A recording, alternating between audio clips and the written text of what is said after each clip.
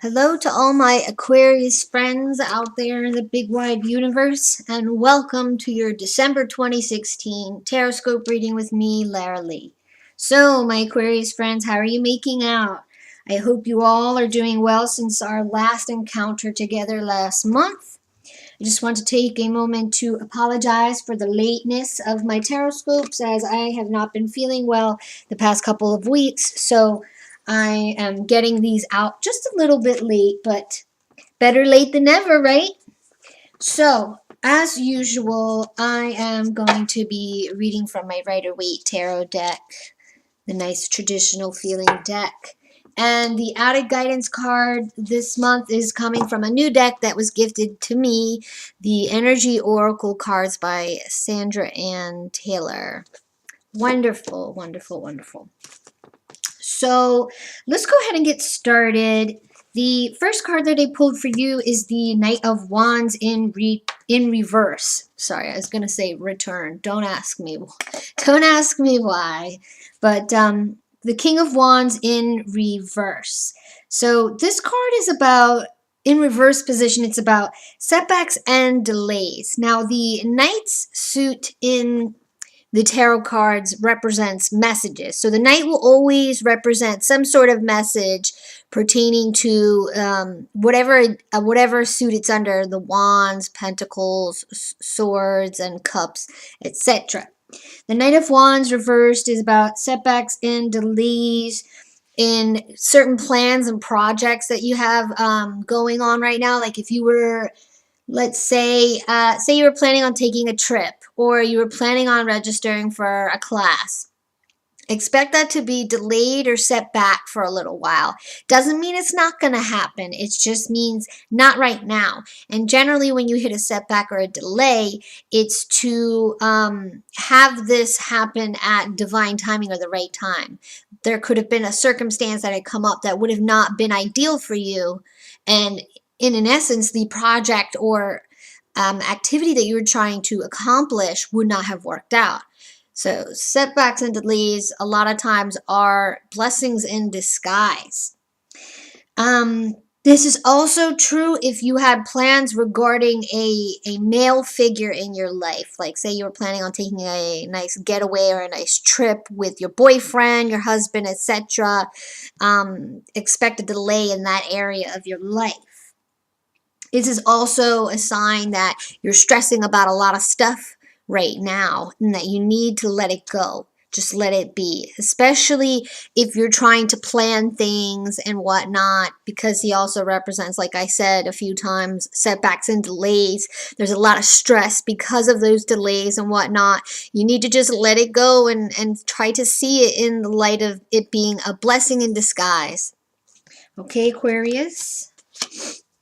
Blessing in disguise.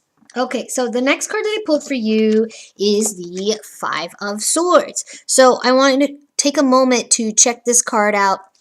You see these clouds going on. They're kind of like creepy looking because they're all gray. And you know when the sky is gray outside, it looks like it's going to storm. It looks kind of scary, right?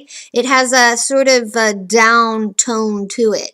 You see this guy, he's holding all these swords, and these two people that look defeated and they drop their swords. This is all about conflict, both internal and external. So you could be fighting with other people verbally, not necessarily physically, because the sword suit represents the mentality, your mind, and your mouth, your throat chakra, how you express yourself to others and to yourself. So are you using your mouth much like a sword to defend yourself, to fight people?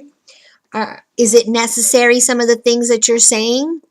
Those are things to ask yourself when this card comes up. It's also saying that you could be having some mixed feelings about life and the people that are in it right now. Don't ignore these feelings, but don't go to this extent where you feel the need to just be blabbing to everybody exactly how you feel about them.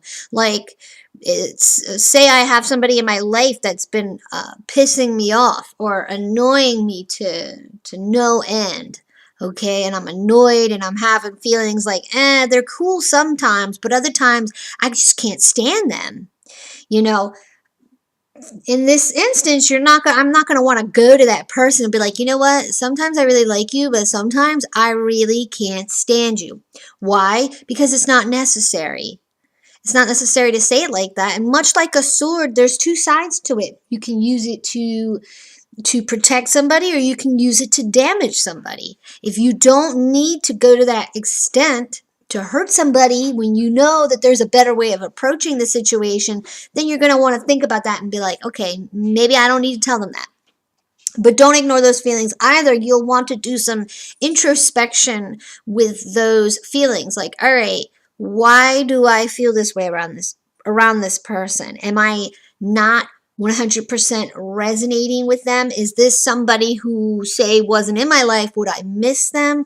Try to think of it on that end, because you never want to keep people around and relationships that aren't serving you. If they're causing more damage than good, then it might be time to just wish them well and go on your way. There's nothing wrong with this. I cycle out people on my Facebook often because there are times when, I like somebody at first, but then, you kind of get to know them and you realize it might not be the most resonating relationship or the best for me, because they're doing things that really upset me. So maybe it's time to wish them well and move on. Because when you hold on to conflicts and things like that with other people, you're taking up space for the right kind of person to come in.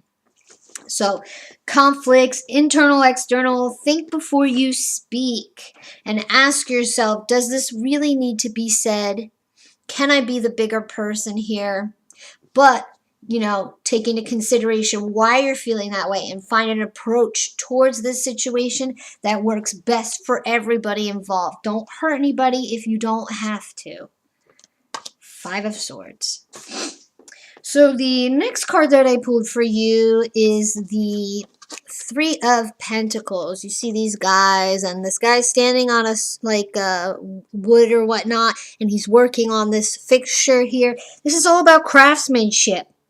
And it's also a card of positive changes in relation to work, career, school, anything of that nature. It's all about putting in the hard work and reaping the rewards. So you see this guy, he's built this beautiful, I'm not even sure what to call that. That's probably like a pillar. I'm going to say it's a pillar. He took the time to craft this pillar with his expertise. He put love and care into what he was doing. He really wanted this pillar to come out beautiful. And because he took his time, you see these 2 people, they're admiring his work, his craftsmanship. And it shows to them that, hey, this person is actually, cares about what he does. Because how many people these days really, truly care about what they put out?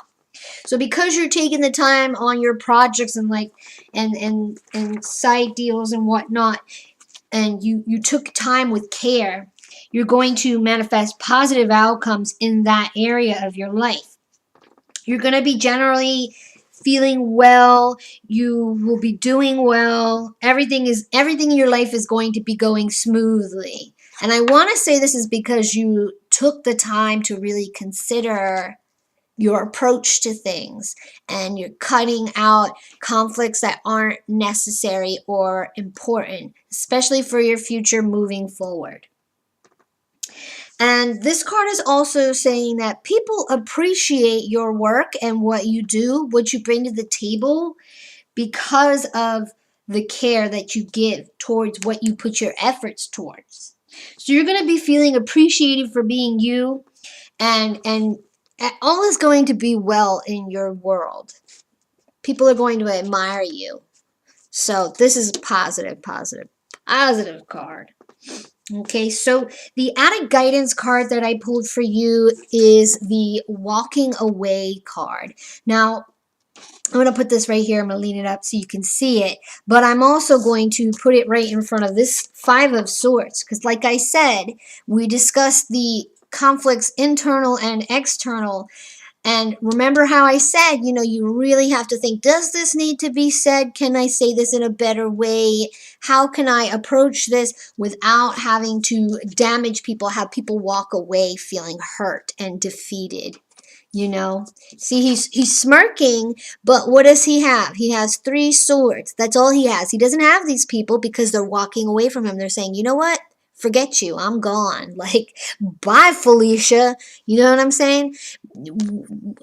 Can you really hug these swords goodnight? You know what I'm saying? You have to really think about what you're getting into, what's going on, and what's the best approach. And 9 times out of 10, the best approach is walking away. Leave all that negative crap in the past. Leave all conflicts in the past. I want you to think on the animal totem, the eagle.